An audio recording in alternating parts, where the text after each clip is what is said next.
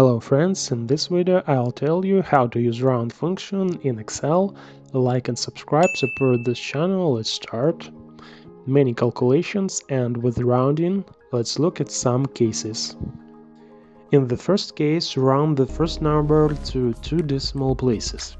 Enter the equal sign in the cell, then use the round function with 2 arguments, the number to be rounded, and after the comma enter the arguments of the round function too. Everything is very simple. But there are cases when a number needs to be forcibly rounded up or down. Let's say we forcibly round the next number to 2 decimal places.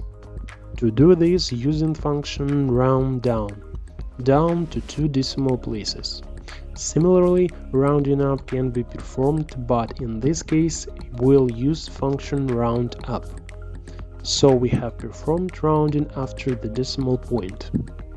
Quite often there is a need to round to tens, hundreds, thousands, etc.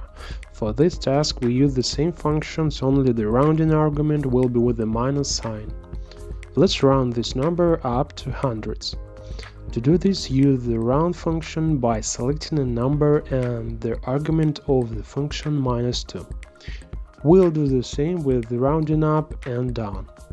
We use the same formulas only with the argument -2. That's all.